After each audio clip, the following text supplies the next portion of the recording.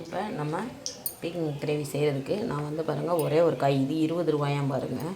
இப்போ இதை வச்சு தான் செய்ய போகிறேன். காரசாரமாக தக்காளி எடுத்துருக்கேன், சின்ன வெங்காயம் உரித்து வச்சுருக்கேன். இப்போ தாளிப்பு போட்டுக்கலாம். இப்போ நான் ஒரு 2 ஸ்பூன் ஆயில் ஊற்றிட்டு கடுகு உளுந்து கருவேப்பிலை போட்டிருக்கேன். இப்போ வெங்காயம் போட்டுக்கலாம். இப்போ நல்லா வதக்கிக்கலாம். கோல்டன் கலரில் நல்லா வதங்கிடுச்சு பாருங்கள். அதுக்கப்புறம் தக்காளி எடுத்து போட்டுக்கலாம். இப்போ தக்காளி நல்லா வதக்கலாம்.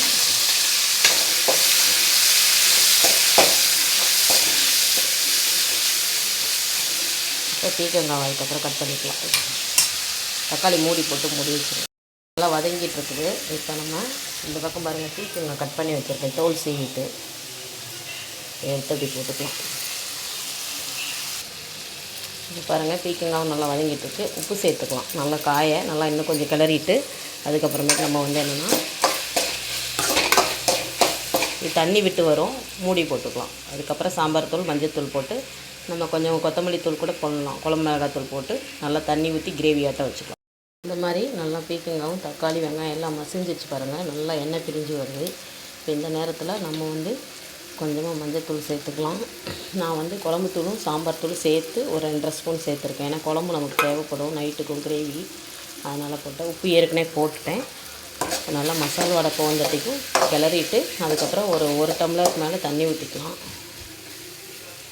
பாருங்கள், எண்ணெய் பிரிஞ்சு வரும். நல்லாயிருக்கும் இந்த கிரேவி. சிம்பிளாக இருக்கும், சூப்பராக இருக்கும். சப்பாத்திக்கெலாம் ரொம்ப டேஸ்ட்டாக இருக்கும். நான் சாதத்துக்கு பாவக்காய் பொரியலுக்கு ரொம்ப டேஸ்ட்டாக இருக்கும். இந்த அளவு தண்ணி ஊற்றிருக்கேன் பாருங்கள். தண்ணி நான் நிறையவே தான் ஊற்றிருக்கேன். ஏன்னா காய் நல்லா வெந்துடும். இருந்தாலும் மசாலா வடை போகணும், எனக்கு கொஞ்சம் கிரேவி தேவைப்படும். அதனால தான் ரொம்ப சூப்பராக இருக்குங்க இது. பீக்கங்காய் சாப்பிடாதவங்களுக்கு இந்த மாதிரி செஞ்சு கொடுங்க. தெரியவே தெரியாது. சூப்பராக தக்காளி சாதனே சாப்பிட்ருவாங்க. நல்லா பீக்கங்காய் கிரேவி பாருங்கள், சூப்பராக ரெடி ஆகிடுச்சு. இன்னும் கொஞ்சம் தண்ணி வற்றினா தான் நம்ம வந்து சாப்பிட்றது.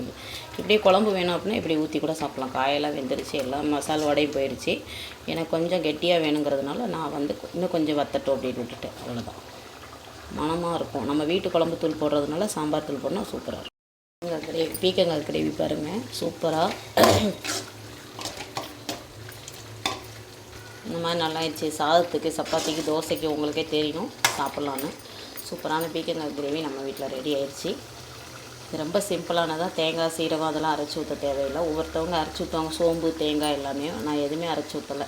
அப்படியே தக்காளி சாதம் மாதிரியும் பீக்கங்காய் மட்டும் வதக்கியிருக்கேன். அவ்வளோதான். ரொம்ப டேஸ்ட்டாக இருக்கும். சாப்பாடு, பீக்கங்காய் கிரேவி, பாவக்காய் பொரியல், உருளைக்கிழங்கு சிப்ஸ்.